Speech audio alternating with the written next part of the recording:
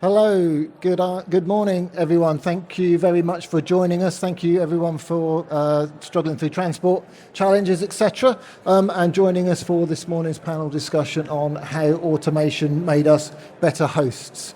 My name's Ian Hardwick. I'm the Business Development Director from eviivo. And we have a stand over there, so come and say hi if you've not done already. I'm delighted to be joined today by four of our customers who are experts in their field and know everything you could want to know about automating your business. So to my left, I have Chris Graveling from the Grove in Cromer. Chris is a third generation of Gravelings to run the Grove in Cromer since 1936. And it's basically a Georgian country house in the Norfolk countryside, with a restaurant with 2 AA rosettes since 2013, 5 bedrooms recently added, and a luxury suite on the top floor. Next to Chris, we have Peter Gonda from Denbies Vineyard Hotel. Denbies is the largest vineyard in England, if anyone's interested in a visit. Wow. And after 35 years in Beautiful. Polish and British hospitality, Peter is still enjoying his time there, taking care of all the guests. Next we have Paul Munton from Snooze in Brighton in East Sussex, who created Snooze in 2006, hoping to bring a new look to Brighton's holiday offering and steer Snooze through recent issues. And at the end, Pratik from the King's Cross Hotels Group in London. And Parekh has 24 years of experience working in hospitality, transforming hotels in the King's Cross area, which has been transforming over the last few years into a real hub and a must-see destination in the UK. So welcome, guys. Thanks for making it here and struggling through. So let's start off. What does automation mean? So everyone knows what we're talking about. What does it mean to you, Chris? Hi everyone. What does it mean? Well, I think it can mean anything really, from not having a washer up or having a dishwasher. I mean, that goes back 30, 40 years, and I think we all embrace it kind of automatically in the industry. And then up to today is more things like guest communication, or just automatic emails, or I suppose anything from bookings online where you don't even have to do anything in your hotel, to again, it could well be the cutlery polisher, so you don't have somebody standing there doing this. So It's my opinion. what about you guys? To me, it's all about time, and the popular notion is that time passes. And I can assure you from my viewpoint, and I am 60 now, we pass, and time doesn't go anywhere. The time has been here 13 billion years, and it's not going anywhere. But we need time. We need time to please our guests. We need time to please owners of the business. And we need time to please ourselves in our life, to have time for ourselves. So how do we buy time? Through automation. We just remove all the formalities from interactions with guests, so we can, for example, the check-in process. We can do a lot of it before they arrive, and we can just have a nice conversation when they arrive. We don't have to interrogate the guest about their passport details or credit card details or anything like that. It can be moved to a pre-arrival process. Same for the checkout. A lot of things can be automated and moved outside of the actual interaction, when we just could ask them how they felt and what the experience was, instead of interrogating again and going through the bill. It can be automated. So I say automation for me is buying time.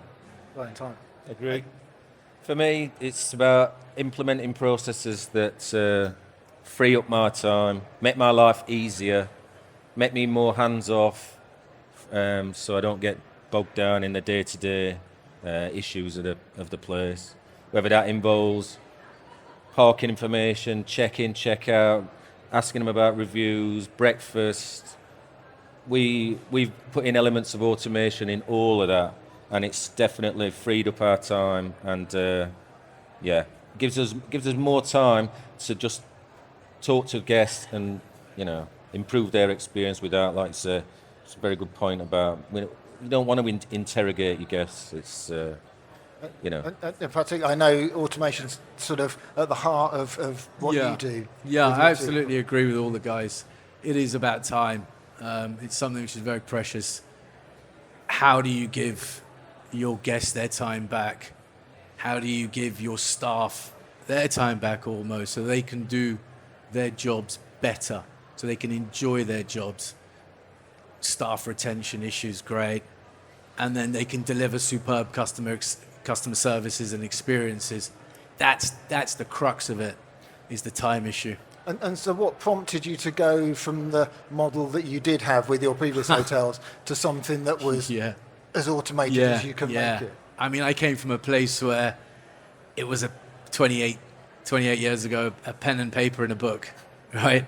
And then from there, multiple brands, an Excel spreadsheet, about 16 extranets, each with about 8 rooms. No PMS, no channel manager. And I was doing it that way for a very long time. I always wanted a PMS, but it was the porting over period from going from that old system to a new system. You've got to pull the trigger at some point, and it's just a constant moving target. So that combined with building a decent team, and then we managed to port over to the eviivo system, and I mean, it changed everything. It was the beginning of the beginning. 'Cause I guess when we talk about robots for automation and all this, that, and the other, but kind of thinking back a little bit, and Chris, you were just talking about machinery in the kitchen and stuff like that, but it's thinking back of how much time actually gets saved having all of that connectivity.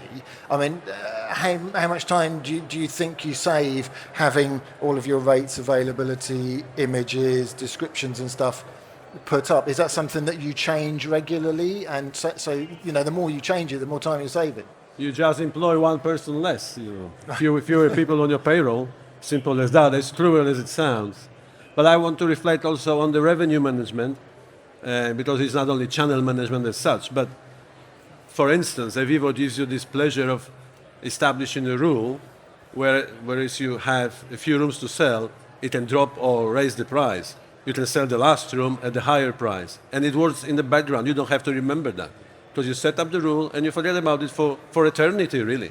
So automation doesn't give you only money, but it also doesn't only give you time, it also gives you real money. Yeah, because I was looking last night on your site, because I've not stayed, but I have colleagues who have, and I'm interested in English wine, so it sounds like a good place to come. But there's a week in advance, and it drops the prices, doesn't it? So and that's an automated. These promotions also work in the background, so you set them up once, and you may change the time frame, or you can apply different time frames or different discounts, but it works automatically.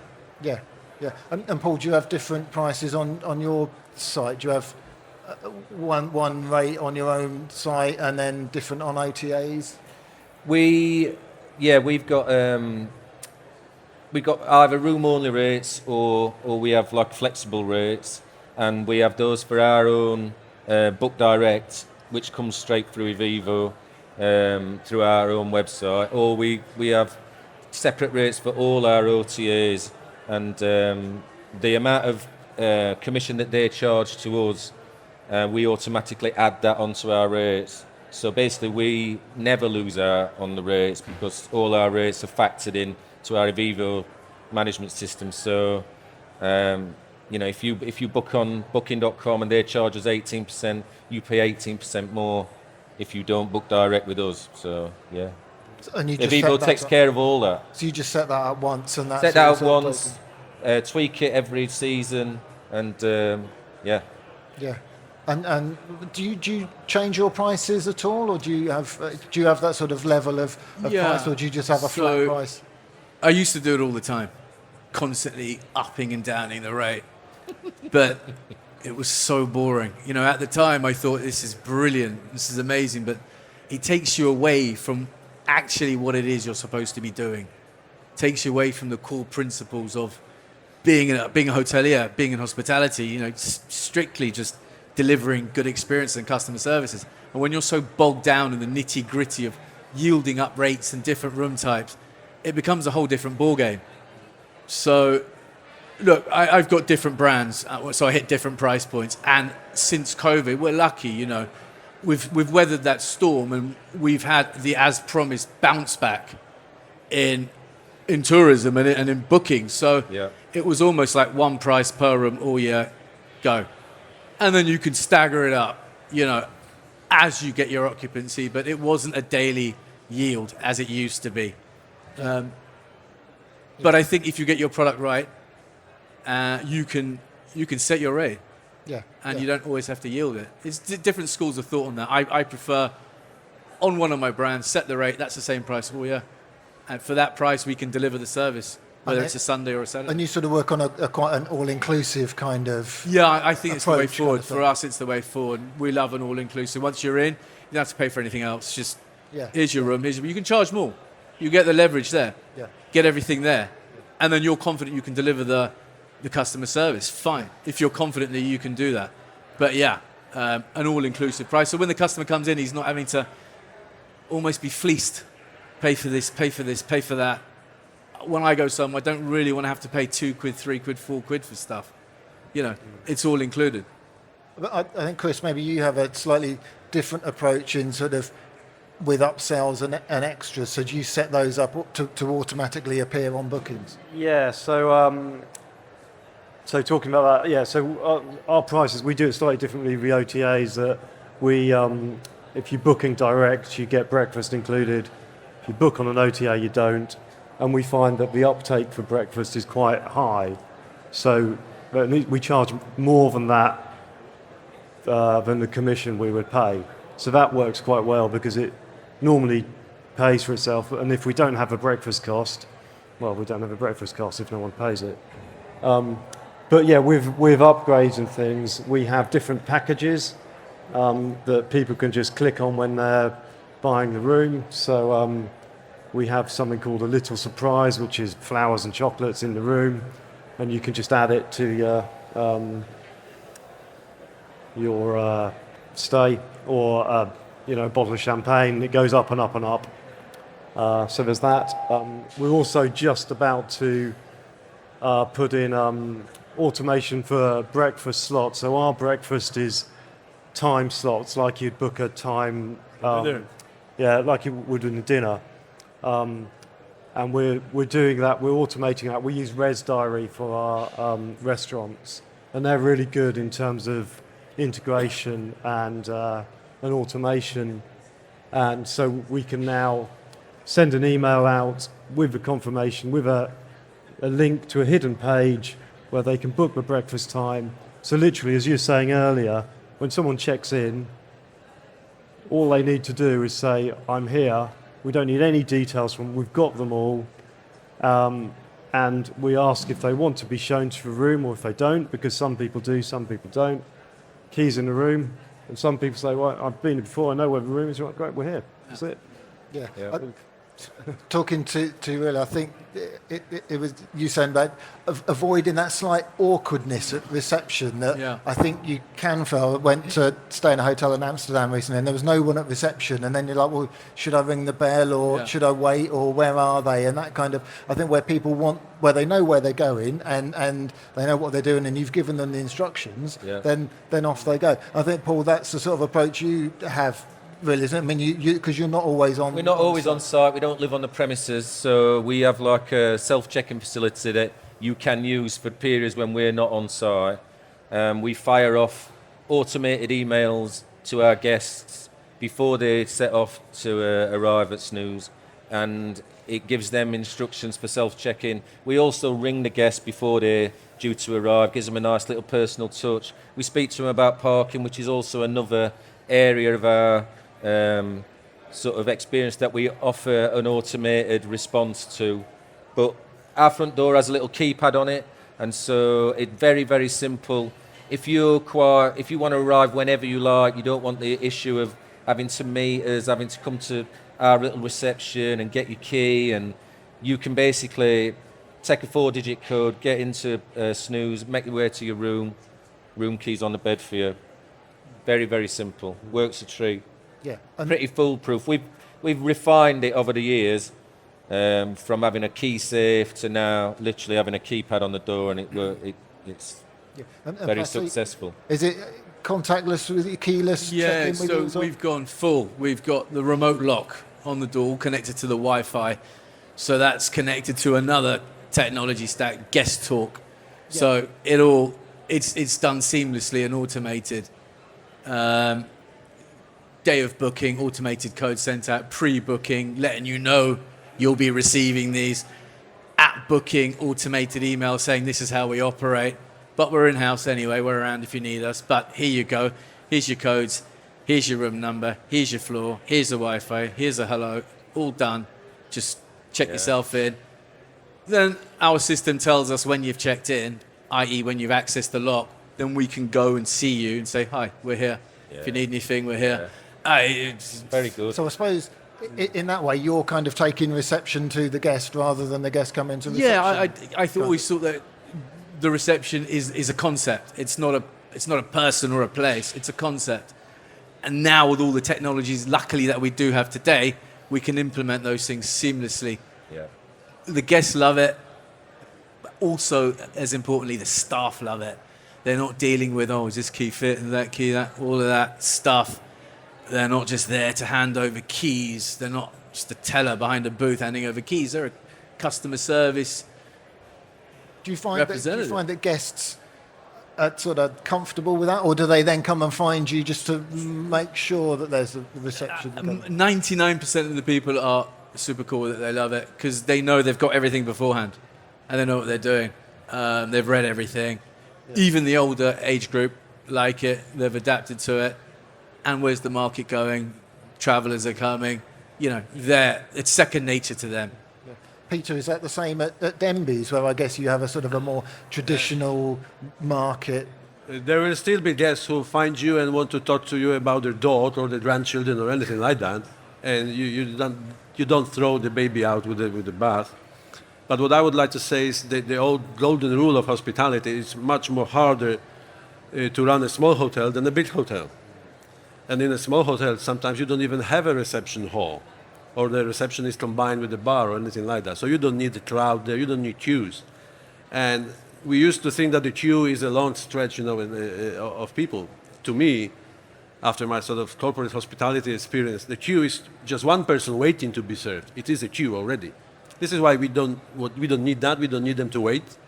This is why what automation provides, that we can kill the queue instantly. There is no queue. And on the key to the room side, we went even a step further because we sent the room key to the mobile phone of our guests. Yeah. So they arrive, they tap with the phone on a lock, and that's it. No instruction even required to that. And the point is, it enhances the customer service experience, not takes it away. Because you're giving the time back to everybody, your staff and your guest. So you're not there reacting to when somebody's coming, doing the key. It's all done in advance. Yeah. So then once the guest is in, you can go and talk about the grandkids. You can deliver a glass of Prosecco. You can do what you got to do, however you want to run things. But it's working seamlessly and enhancing it for you in the background. I heard the phrase recently about high tech being the new high touch, which is kind of counterintuitive. But then when you look at it like that, you can, I suppose, you're delivering that in person but not face to face communication automatically, which then allows you to, as you say, knock on the door with a glass of Prosecco, which presumably wows the guests because they weren't expecting that kind of thing. Something. Or even a glass of English sparkling wine. Because we all know these corporate guests who come after a series of meetings during the day. They want just the key, the shower, and a drink quickly. No small talk, no nothing, no interaction. But even in our Vineyard sort of situation, people arrive, and please note that they arrive, the check-in is from 3, the check-out next day is 11. So it's not 24 hours even, it's 20 hours. And they need still to squeeze in a few good bottles of wine, a vineyard tour, and a wine tasting session, dinner, and whatnot. This is why it's really all about time, and trying to squeeze all this and take all these formalities away from the whole journey, as we used to call it. Yeah, so they're getting more of an experience than just an overnight stay, I guess, aren't they? And so going back to the sort of the extras and things, do you, when people book, do you sell in the tours and the bottles of course, wine that's our and job.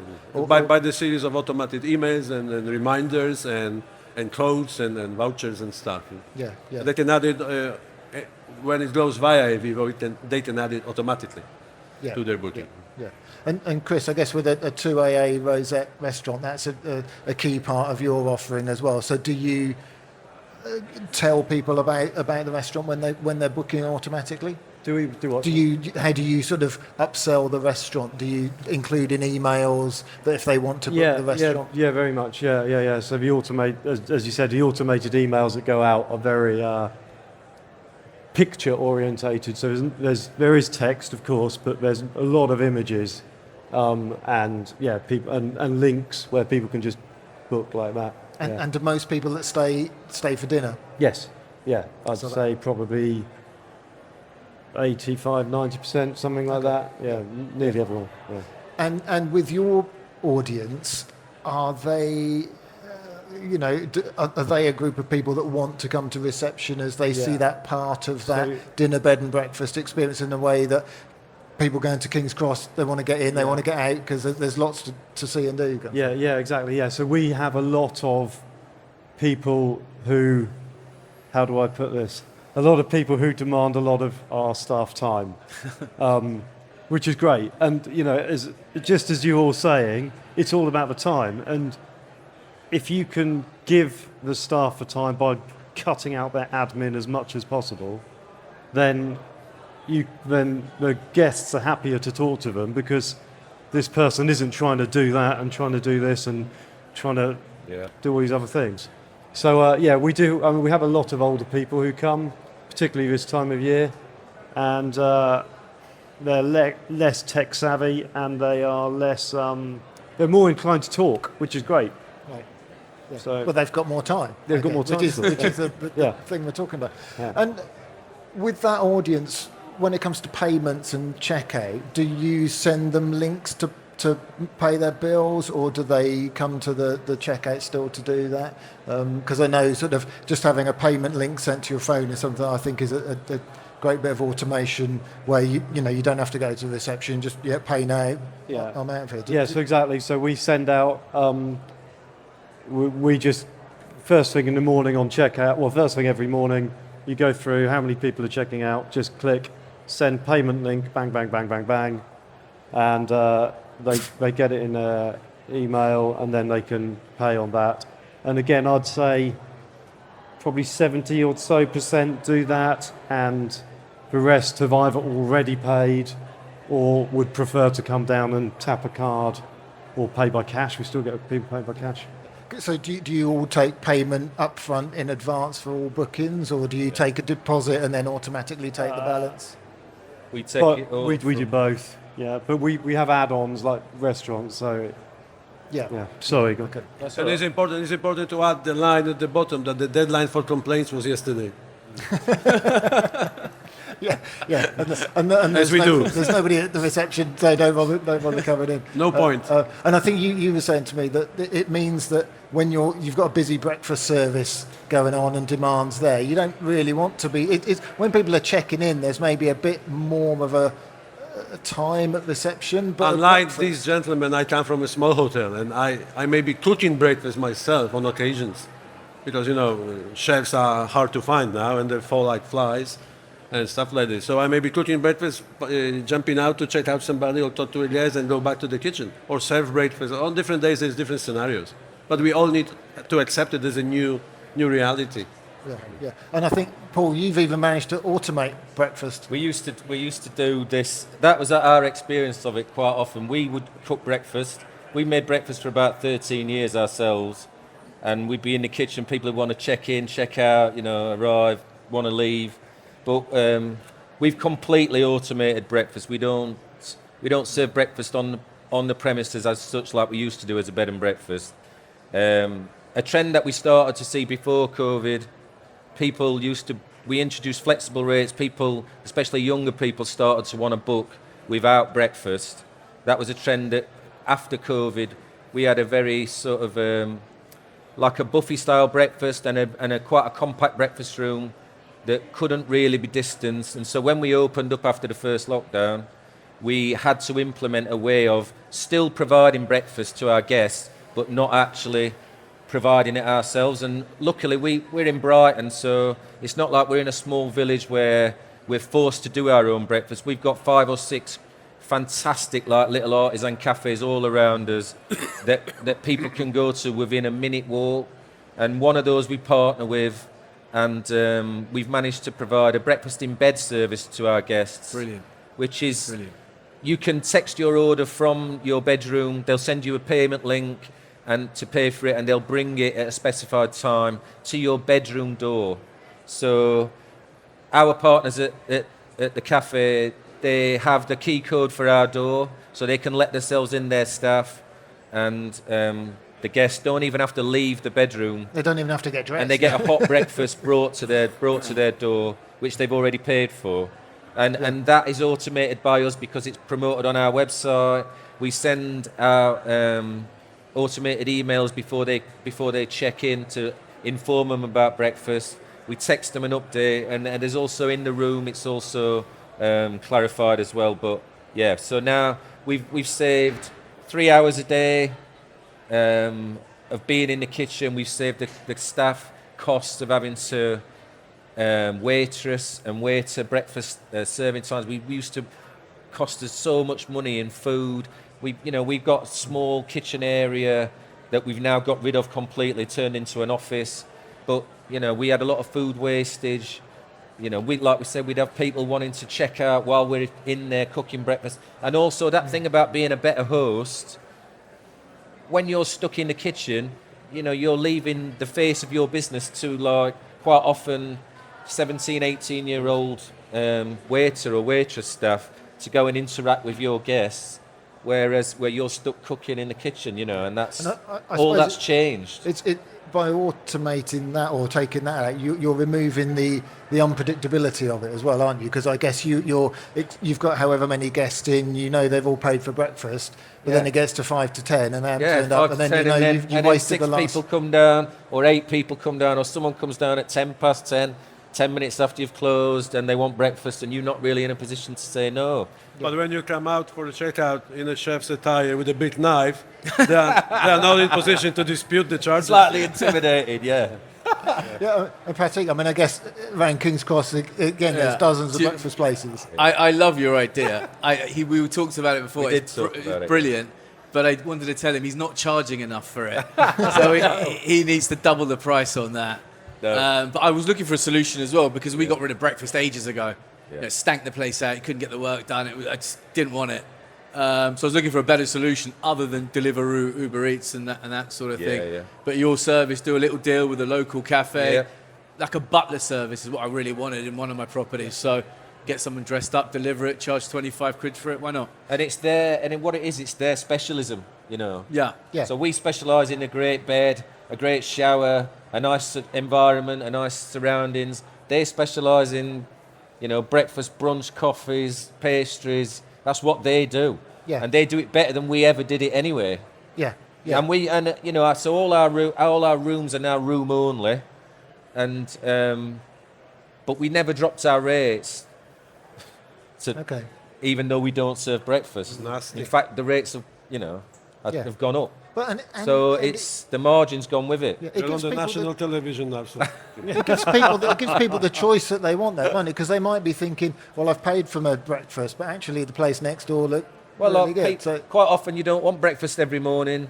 You don't. Sometimes you want breakfast at 11:30. You want a bit of brunch. People arrive late in the evening and they can't make it up for certain breakfasts. But like we were chatting earlier on, if it's included in the price. You're going to damn it set your alarm and try and get down for it, aren't you? Yeah.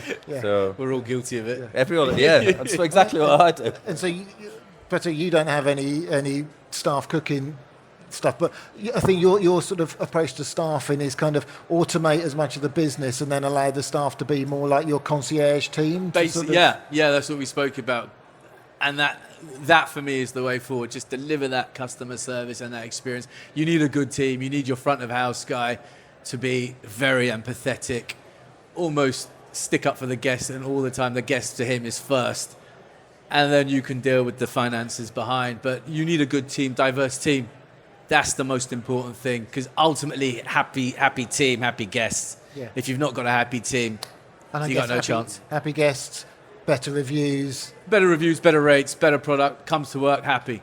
because it's the service that's driving the reviews Yeah. rather than all of the other things that people are going Yeah, to... you can set your own rates at that level, and then you get what you deserve. Yeah.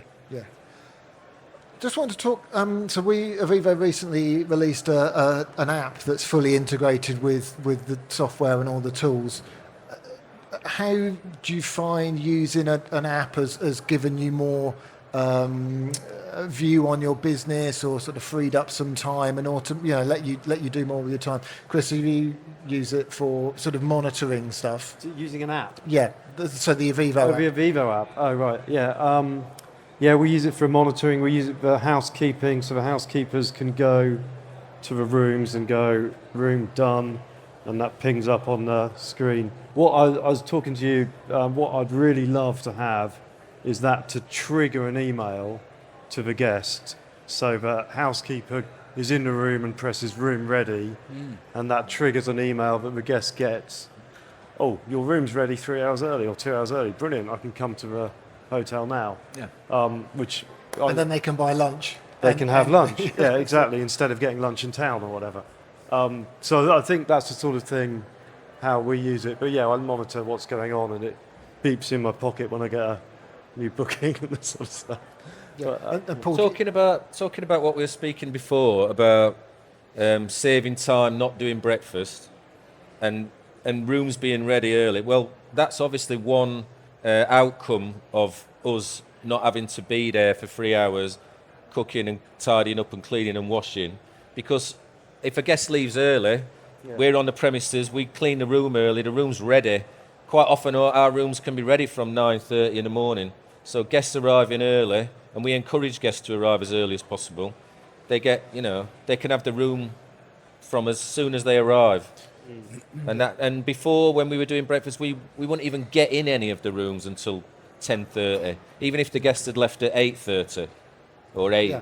So it's more time for the guests. It's more time for them to be in the room. They can arrive. If they want to make a day of it in Brighton, they can arrive 10 o'clock. Chances are your room's probably going to be ready anyway.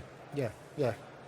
It's a big win all round, And really. I suppose, Peter, that kind of you were talking about. They've got less than 24 hours to do the tour, the brewery tour, the tasting. But there is the a flip side to it, because when you do it, these little favors like early check-in, you don't charge for it. Then they will claim it again and again and again, and everybody will claim it.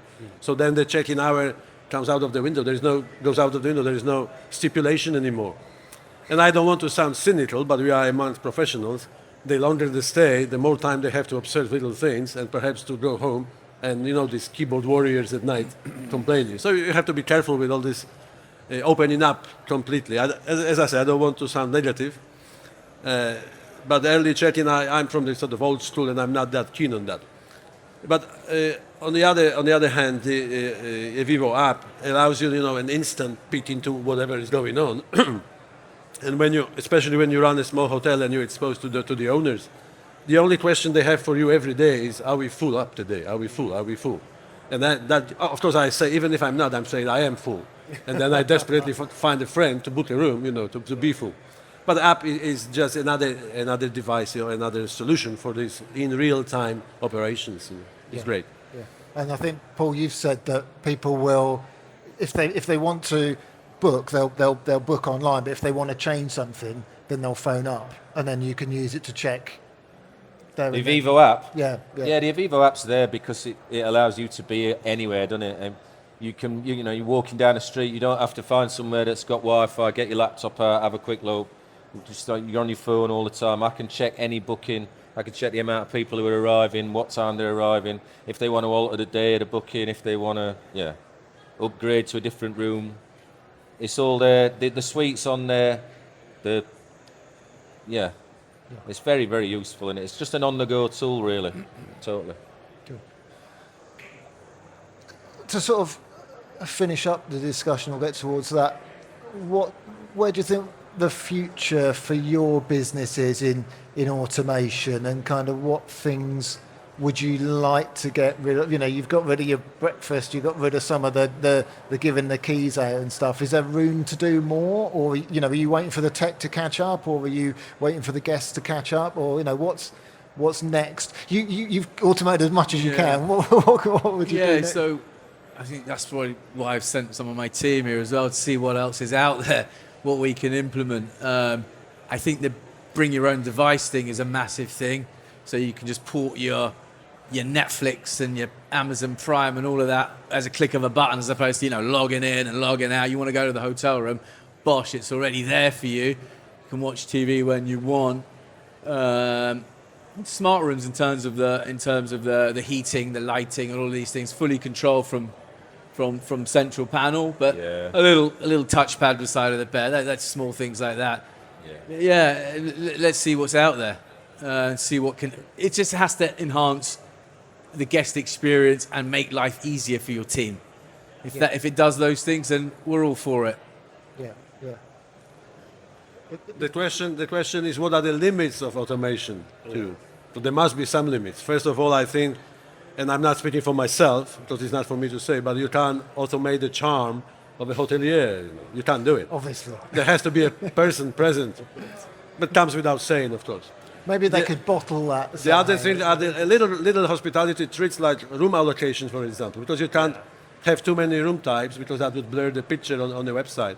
But you know that, for example, a lone female guest, you can't allocate the room far from the lift or in a distant block or something like that. Yeah. So there must be also a human sort of input into that, or the operation must be managed from the human level too. So we can't be made redundant, hoteliers, even if the automation goes to the extremes. Yeah. So it's that kind of level of intellect, I suppose, isn't it? With us, for example, some rooms of the same type have a little bit better view of the garden of the Vineyard, and you need to remember which guests are who is more sensitive to the views, and then allocate rooms appropriately. Yeah. But it has to come from the person, from myself, in that situation. Yeah. And Chris, I think you've got a new venture with the cafe that you're trying to do. That's top secret. Okay, we won't talk about that. But we are just, we're just opening a new little cafe, and we're the beach cafe, and that's going to be the whole premise of it is that it's very low staff, so it will be you're sitting on the beach. You probably be done by a QR code onto your phone. You order your food. You pay for your food, it tells you when to pick it up, you go and it's there, and it's all paid for, and that's that. So that system is all... Don't forget the red button, shark alert. What? Shark alert. Alert. Oh, shark alert, yeah. Yeah. So that's just coming, yeah. And you're talking about the sort of the charm of the hotelier and not replacing that. You've kind of managed a little bit of that with your chatbot. Yeah, so we've got a chatbot which we haven't had for a year, and I'd really recommend it. It's exactly what you were saying about time. And time being the 40 years that when you fire it up, it says, although I've been dead for 40 years, my clever grandsons have digitally reanimated me as a chatbot. Yeah, so my granddad is the chatbot who died in 1972, and there's a picture of him, and he says, I know everything about the Grove, just ask me anything. And he goes on about how his, in the glam site, how his cows used to be in that field and all this sort of stuff. So it's quite good fun. But it's really good because it stops the phone ringing. So we'd get so many phone calls saying, do you allow dogs in your restaurant, for example? It's really obvious on the website if we do or not, but people don't read it all. But now the little bot is there, and it's clearly not a person. And I think that's really important because it's not pretending to be alive or anything. Okay. So it's clearly not real. And, do you allow dogs? No, we don't allow dogs in the restaurant. The phone doesn't ring. The person who would be answering the phone is now speaking to the guest in front of them. So that it's been a real... I'd say that's probably out of all our things we've automated, and it's still developing. It's not perfect, but it's still developing. But I'd say that's probably been one of the best because it's given so much time to our duty managers, our reception team, to spend with people in front of them instead of, oh, just wait a minute, I'm just on the phone. And you can still have your own personality in that, can't you? And you can set that up to be sort of Be an the cat urbanite or whatever, yeah. whatever. So good. You know what I'd say as well about automation and where it might go, and as long as it benefits the guests, and I can't imagine where it could go in the future because I'm sure it'll be anything that enhances their experience will be amazing. But what I don't want it to become is a place where we're totally faceless. We're not an Airbnb. We're not just like a key drop where you turn up, you get a room, you leave, you don't see anybody. You know, that's not what we wanted because it is hospitality at the end of the day, and that is what's really important. And I think that whatever we can use to make our life easier and the guest experience better, that's great. But I don't want it. It can't take away from the fact that, you know, it is hospitality, and coming to Snooze in Brighton, it's not like getting an Airbnb where there's a key in a box and you don't get to see anybody, you know. And there is a difference, and I think that that'll always be really important. Peter said to me when we were talking about that the hospitality business is hospitality and business. Yeah. You know, you kind of one without the other. Okay, we're nearly done with time. I have a time for a quick question, but just wanted to quickly ask you: with all the time that you've saved, what would you do with all that free time? What do you do with that free time? This is What do you owe up this to? is a very important question because hoteliers need to have time off. It's always a passion, you know, being in this business. But you need some time off to pursue your own goals, you know, your family life, playing tennis, photography, literature, music, or anything. Because you have something to talk with guests about. If you don't have your private life, you can't relate to your guests. So you don't know nothing about, you know, politics or what's going on, and this is a bit futile and empty. So for the interactions, the human interaction, to have some kind of to be relevant, you have to have your own private life. You have to have your own worldview. This is why we need this time, you know. Yeah. I don't know about tennis and golf and all that. I'll show you. I've got two That's an teenagers and I run a taxi service for them, basically. And I've got a dog and we've got a horse, and, you know, there ain't any time for golf or tennis or literature.